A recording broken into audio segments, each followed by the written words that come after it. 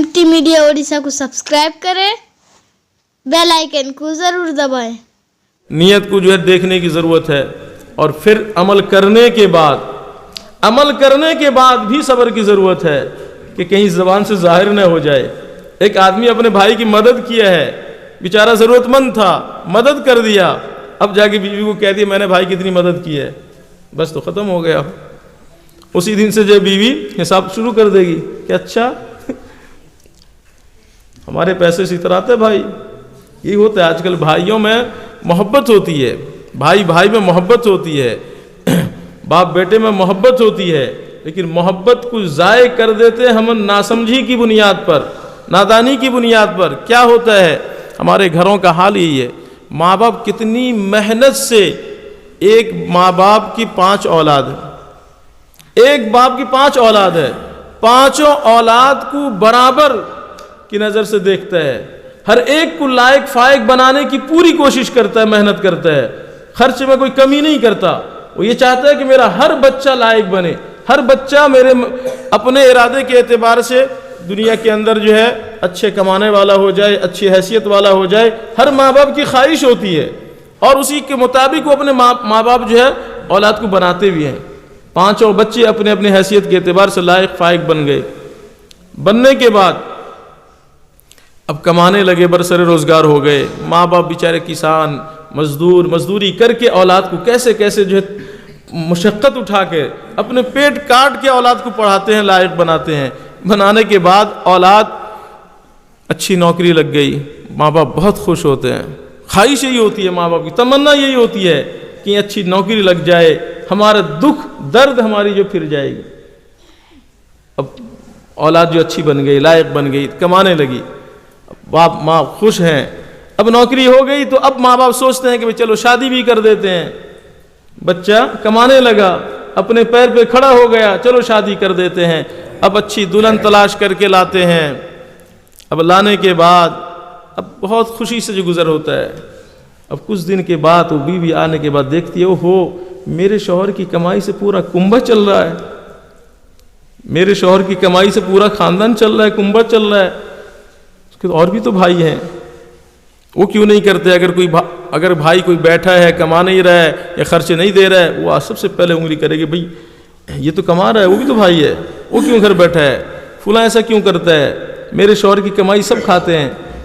अब वो ऐसे नहीं करेगी। औरत के अंदर एक जो चीज़ बहुत ज़्यादा चालाकी है, अल्लाह के रसूल सल्लल्लाहु अलैहि वसल्लम ने फरमाया कि औरत की एक मरतबा आकर आप अलैहिस्सलातु वस्सलाम ने फरमाया कि मुझे क्या हो गया, मैं देखता हूँ औरत सबसे ज़्यादा जहन्नम में है। औरतों ने मालूम किया कि या रसूलल्लाह किस वजह से? आपने फरमाया कि ये तो बहुत ज़्यादा लानत मलामत करती हैं, और दूसरा जो है ये अपने शौहर की नाशुक्री करती हैं, नाकदरी करती हैं, और ये नाकिसातुल अक्ल व दीन है। लेकिन इतनी चालाक हैं कि अक्ल से अक्लमंद शख्स के अक्ल को ले उड़ती हैं। ये चालाकी है, मकर है, नाकिसातुल अक्ल हैं, अक्ल कम है लेकिन इतनी ज़्यादा मकर उनके अंदर है, ऐसी मक्कारी और ऐसा दजल है, शैतान का मकर उनके सामने उसकी कोई हैसियत नहीं। कुरान उसको कह रहा है इन्ना कैदकुन्ना अजीम, कि औरत का मकर बहुत अजीम है, बहुत बड़ा है। और कुरान कहता है इन्ना कैद शैतानी काना ज़ईफ़ा, शैतान का मकर बहुत कमज़ोर है, बोदा है, हल्का है, लेकिन औरत का मकर बहुत बड़ा है। अब ये क्या करती है, लचक उसके अंदर अल्लाह ने रखी है। शौहर से इस अंदाज से बात कहेगी, अरे भाई तुम्हारा वो भाई कमा नहीं रहा है, उसको कहीं लगाओ ना पहले, इस अंदाज से बात कहेगी कि शौहर का दिल पिघल जाएगा, बिल्कुल सही कह रही, कहीं उसको लगाना चाहिए। अब वो लगाता है, नहीं जब मानता है तो आहिस्ता आहिस्ता ऐसे मिजाज बनाती है। फिर उसके बाद मिजाज जब बन जाता है कि वो हो तुम्हारी कमाई से पूरा घर चल रहा है, कब तक ऐसे करोगे, हम तो कुछ भी नहीं कर पाएंगे। औलाद अगर हो जाती है तो फिर और ज़्यादा टेंशन हो जाता है। आहिस्ता आहिस्ता माँ बाप से काट देती है। ये मुआशरे के अंदर चल रहा है, होता है नहीं, हर मुआशरे में ये हो रहा है। ये सब कमी किसकी है?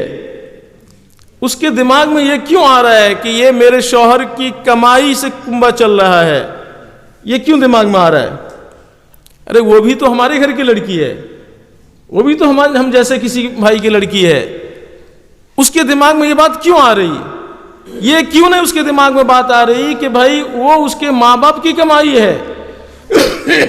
اس کے ماں باپ نے کتنی محنت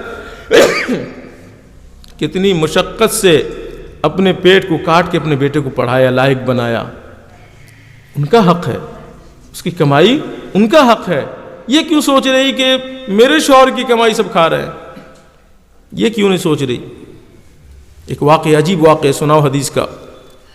علامہ قرطبی رحمۃ اللہ علیہ نے وَقَضَىٰ رَبُّكَ أَلَّا تَعْبُدُوا إِلَّا إِيَّاهُ اس کی تفسیر کے اندر ایک واقعہ نقل کیا ہے کہ اللہ کے رسول صلی اللہ علیہ وسلم کی مجلس کے اندر ایک نوجوان آیا، کہنے لگا میرے باپ میری کمائی لے لیتا ہے، میرا باپ میری کمائی لے لیتا ہے۔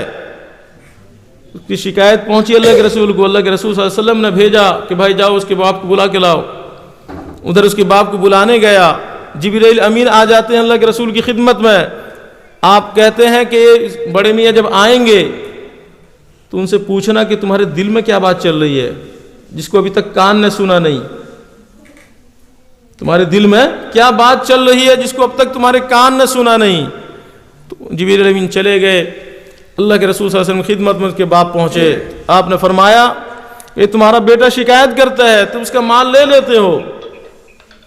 تو باپ نے کہا اس سے ذرا پوچھئے اپنے بیٹے سے، اس سے یعنی اس بیٹے سے پوچھئے کہ میں مال لیتا ہوں، اس کی ماں پہ خرچ کرتا ہوں، اس کی خالہ پہ خرچ کرتا ہوں، اس کی پھوپھی پہ خرچ کرتا ہوں، یا اپنی ذات پہ خرچ کرتا ہوں، یعنی گھر کا خرچ چلاتا ہوں، اس کے علاوہ کیا فالتو خرچ ہے میرا، اور کہاں خرچ کرتا ہوں؟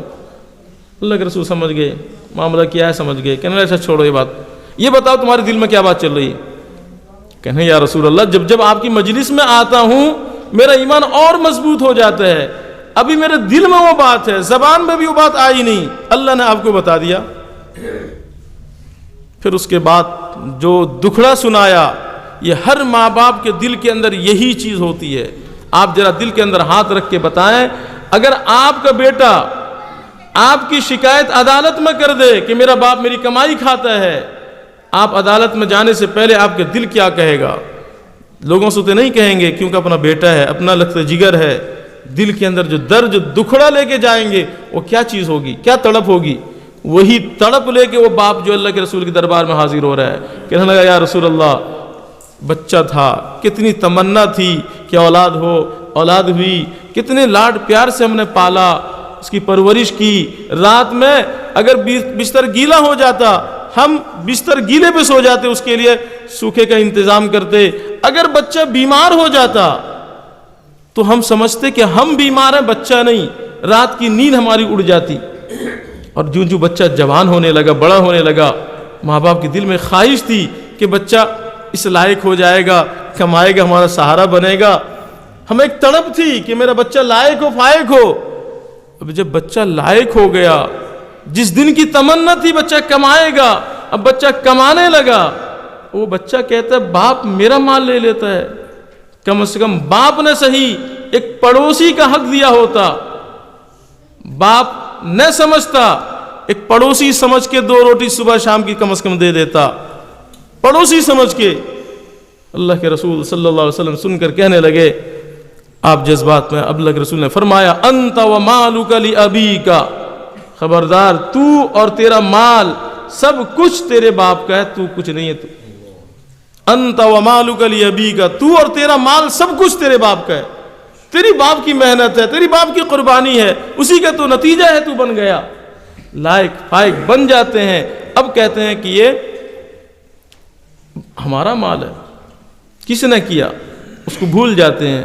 انسان کی فطرت ہے، انسان کی فطرت ہے، بچپن کے اندر کیسا کمزور تھا۔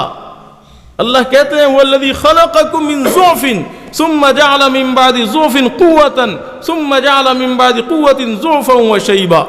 اللہ کہتے ہیں کہ ہم تمہیں کمزوری سے پیدا کیے، بہت کمزور تھے، کچھ کام اپنا کر نہیں سکتے تھے، ہر اعتبار سے بے بس تھے، دوسرے کے محتاج تھے، ماں باپ کے محتاج تھے۔ اب ذرا سا توانائی آئی، اس کے بعد قوت آئی، جوانی آئی، اب جوانی کے اندر سب بھول گیا، بچپنے کے احسان کو بھول گیا، ماں باپ کے احسان کو بھول گیا۔ یہ انسان کی فطرت ہے، انسان کی فطرت کو اللہ نے بیان کیا، ان الانسان لیطغی ان رآہ استغنی، انسان اپنے آپ کو جب بے نیاز دیکھتا ہے وہ سرکشی پہ اتر آتا ہے، بھول جاتا ہے۔